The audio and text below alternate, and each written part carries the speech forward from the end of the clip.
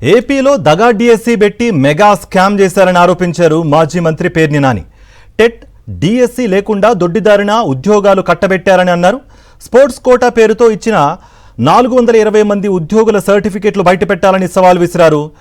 Both are not same అంటూ మంత్రి లోకేష్ సొల్లు కబుర్లు చెబుతున్నారని మండిపడ్డారు. బాలకృష్ణ సినిమాలు చేసి డబ్బు తీసుకుంటే వీళ్లు స్కాములు చేసి డబ్బులు దండుకుంటున్నారని ఆరోపించారు మాజీ మంత్రి. రాత పరీక్షలు లేకుండా ఇచ్చిన 3% జీవోను టీచర్ల నియామకం పూర్తి కాగానే రద్దు చేశారని మండిపడ్డారు. సత్తా ఉంటే వీటన్నింటినీ బయటపెట్టాలంటూ చంద్రబాబు లోకేష్కు సవాల్ విసిరారు. ప్రశ్నిస్తానని పార్టీ పెట్టిన పవన్ కళ్యాణ్ పిట్టల దొరల పూటకో మాట మాట్లాడుతున్నారని ఫైర్ అయ్యారు మాజీ మంత్రి.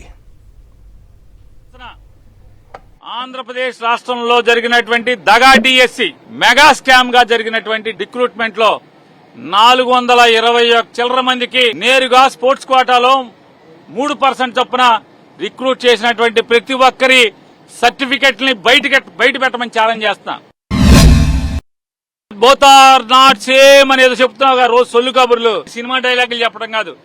నీకు కలేజా ఉంటే నిజాయితీగా రిక్రూట్మెంట్ చేశామని కనుక మీరు చెప్పగలిగితే 400 చిల్లర మంది ఉపాధ్యాయుల యొక్క స్పోర్ట్స్ కోటా సర్టిఫికెట్లు వాళ్ళ డిఎస్సి టెట్ రాశారా రాయలేదా, నిజంగా వాళ్ళు బీఈడీ చదువుకున్న సర్టిఫికెట్ ఎక్కడి నుంచి తెచ్చారు, ఏ కాలేజీలో పాస్ అయ్యారు, ఏ యూనివర్సిటీలో పాస్ అయ్యారు, ఎన్ని మార్కులతో పాస్ అయ్యారు, ఇలాంటి వివరాలన్నీ బయట పెట్టే దమ్ము మీకుందా అని అడుగుతున్నాను. మెరిట్ లిస్టే బయట పెట్టేటువంటి సినిమా మీ దగ్గర లేదు, ఇంక సినిమా డైలాగులు చెప్పుకోవటం ఎందుకు?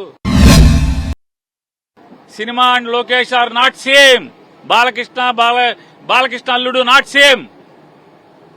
అతను సినిమాలు చేసి డబ్బులు తీసుకుంటారు, ఇక్కడేమో స్కాములు చేసి డబ్బులు తీసుకుంటారు. కానీ both are not same.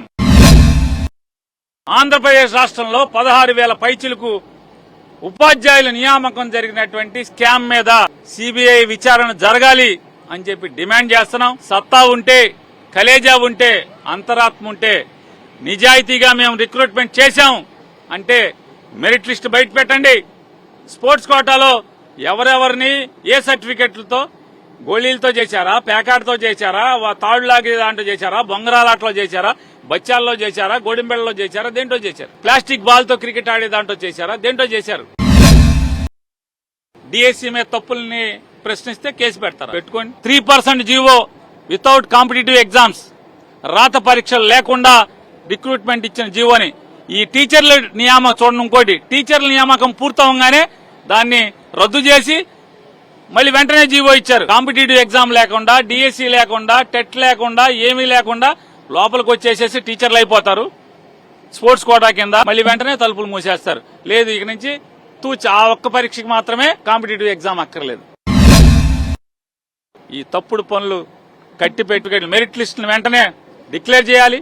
Sports కోటాలో ఏదైతే ఎవడెవడైతే రిక్రూట్ చేశారో వాళ్ళందరి సర్టిఫికెట్లను కూడా బయట పెట్టమని, లేదా సిబిఐ ఎంక్వైరీ వేసి మీ సాహసాన్ని లేదా మీ నీతి నిజాయితీల్ని నిలబెట్టుకోమని చెప్పని నారా లోకేష్ నాయుడిని, నారా చంద్రబాబు నాయుడిని ప్రశ్నిస్తానని పార్టీ పెట్టి గాలికి వదిలేసి పూటకొక మాట, పిట్టల దొరల మాటలు మాట్లాడుతున్నటువంటి డిప్యూటీ సీఎంని ప్రశ్నిస్తున్నాం.